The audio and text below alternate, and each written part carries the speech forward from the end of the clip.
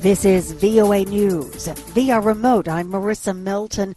Pakistan's former Prime Minister Imran Khan was wounded in an apparent assassination attempt Thursday while he was leading his ongoing anti-government march on Islamabad.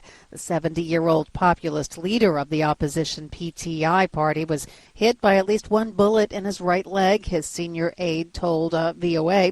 The gun attack in Wazirabad town, central Punjab province, left at least one person dead and 14 others wounded, including the former prime minister.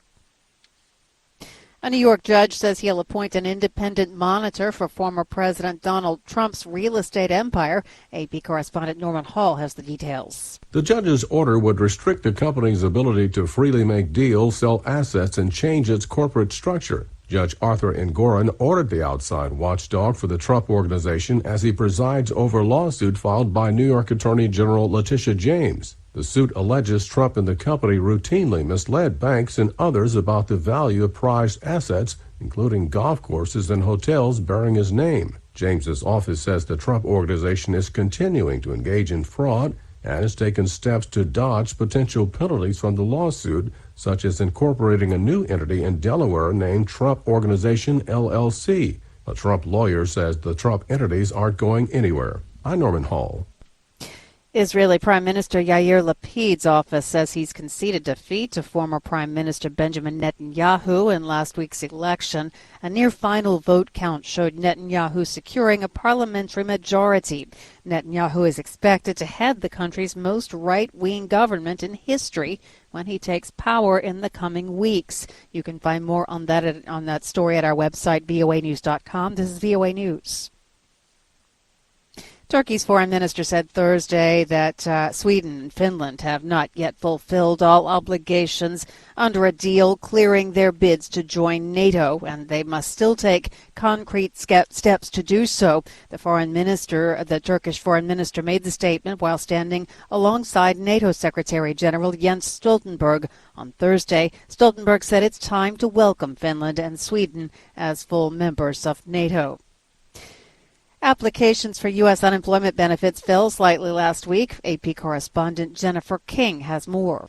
The Labor Department says first-time claims for jobless aid fell to 217,000 last week, down by 1,000 from the previous week, and the 4-week moving average was also down slightly. The total number of Americans collecting unemployment aid was 1.49 million, the highest in 7 months, but still a historically low number. Consumer prices remain stubbornly high, and yesterday the Federal Reserve raised its benchmark borrowing rate for the 4th time this year by 0.75 percentage point in an effort to cool the economy and tame inflation. The Labor Department's October jobs report will be released on Friday. Jennifer King, Washington.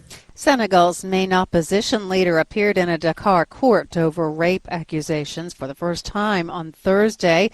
A lawyer called the case a state conspiracy that should be dropped. Ousmane Sonko, who was accused last year of raping an employee of a beauty salon where he was getting a massage. His arrest and indictment in March 2021 led to several days of deadly riots in Senegal. In the Amazon, a giant fish is helping to save the rainforest. AP's Ed Donahue has more.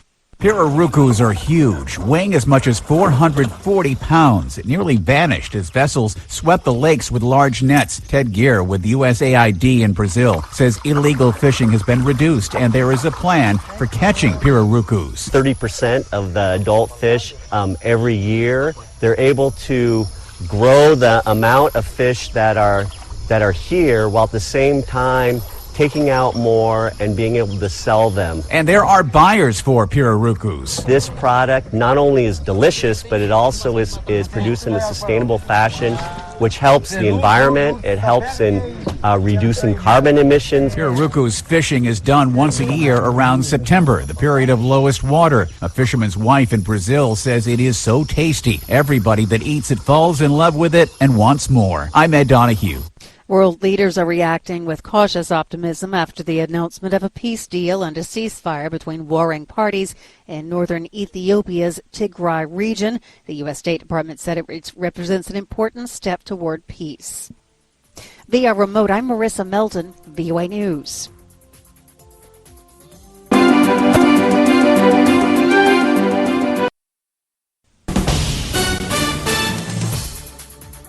This is VOA News. Via remote, I'm Marissa Melton. Russian soldiers have entered homes in the key city of Kherson, apparently digging in for urban warfare. AP correspondent Norman Hall has more.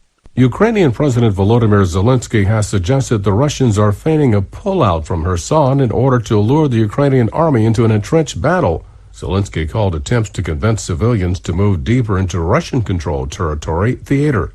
Russian forces seized Kherson city soon after the invasion of Ukraine in late February. A Ukrainian military analyst says Russian supply lines to Kherson have been cut off, and resources, including weapons and food, are evaporating. I'm Norman Hall.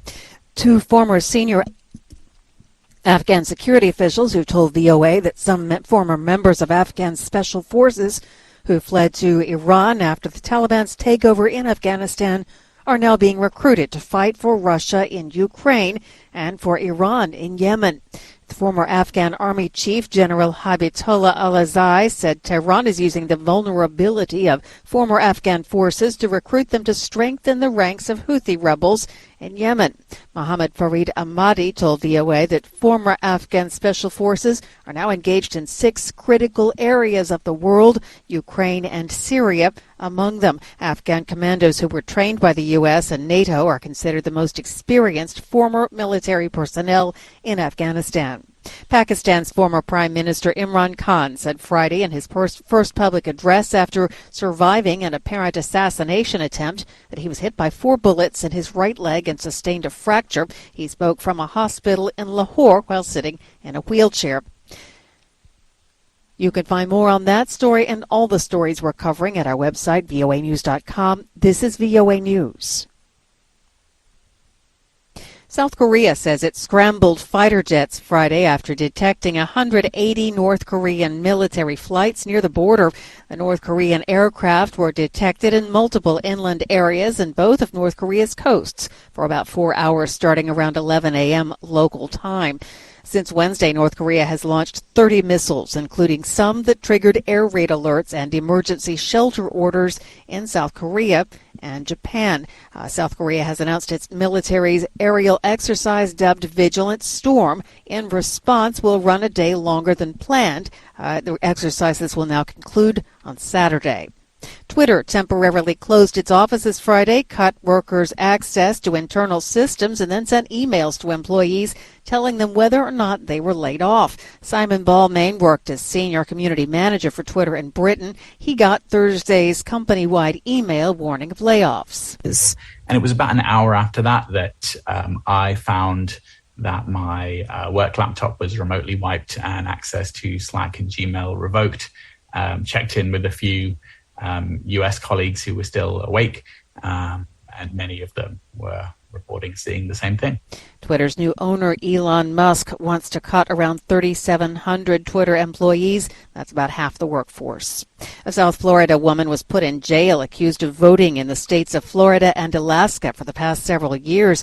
AP correspondent Jackie Quinn has the story. Authorities say 55-year-old Cheryl Ann Leslie, a registered Democrat in Palm Beach County, voted in person in Florida in 2020 and by absentee ballot in Alaska. She told investigators she's a traveling healthcare worker, but they say she also double voted in the previous 3 elections. There were also 4 recent arrests on voter fraud charges in the Villages community, which is notoriously Republican. Florida's governor pushed lawmakers to pass an election police bill without showing any evidence of widespread fraud. I'm Jackie Quinn.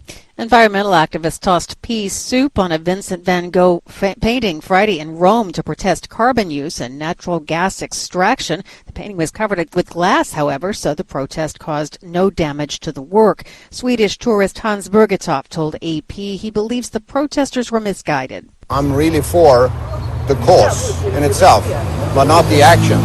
Not the action that they took, not at all. The protesters said they chose that particular painting, known as The Sower, because its contents represent food security. You can find more on all the stories we're covering at our website, voanews.com. Via remote, I'm Marissa Melton, VOA.